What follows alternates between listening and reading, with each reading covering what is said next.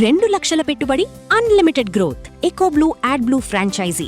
Smart investment, great returns.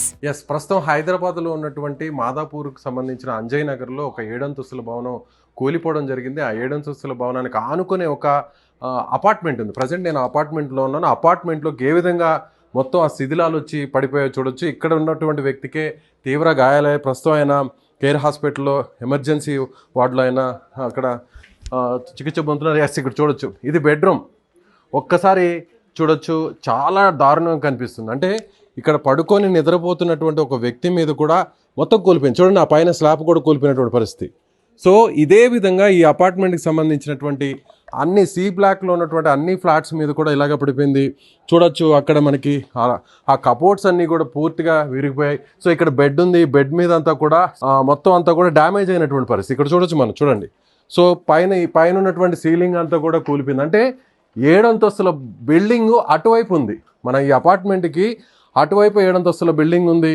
ఆ building కూలిపోతూ అందులో ఉన్నటువంటి ఆ శిథిలాలన్నీ కూడా మొత్తం ఇటువైపు పడిపోయాయి. సో ఇక్కడ చూడొచ్చు, ఏసీ ఏది కూడా మిగలలేదు, మొత్తం అంతా కూడా డ్యామేజ్ అయింది. బెడ్ అంతా కూడా మొత్తం పూర్తిగా డ్యామేజ్ అయిపోయింది. పైన సీలింగ్ కూడా సో పడిపోయింది. ఆ పిఓపి మొత్తం ఆ షీట్స్ అన్నీ కూడా కూలిపోయాయి. ఒక రకంగా చెప్పాలంటే స్లాబ్ కూడా కూలిపోయి ఆ బీమ్ అంతా కూడా పూర్తిగా ఉరిగిపోయిందంటే సో ఒక పెద్ద ప్రమాదం అయితే తప్పిందని చెప్పాలి. ఇప్పటికీ కూడా ఈ అపార్ట్మెంట్లో ఉన్న వాళ్ళందరినీ కూడా హైడ్రా అధికారులు రెస్క్యూ టీం ఖాళీ చేయించేశారు. ఎందుకంటే ఎప్పుడైనా కూడా ఈ బిల్డింగ్ మళ్ళీ కూలిపోవచ్చు.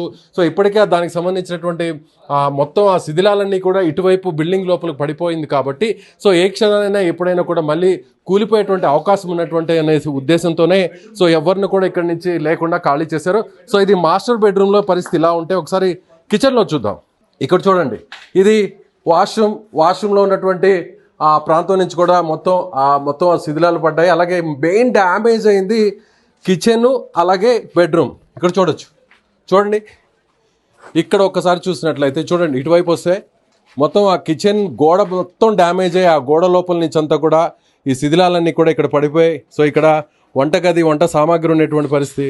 సో ఇక్కడ ఫ్రిడ్జ్ కూడా డ్యామేజ్ అయిపోయింది చూడొచ్చు, మైక్రోవేవ్.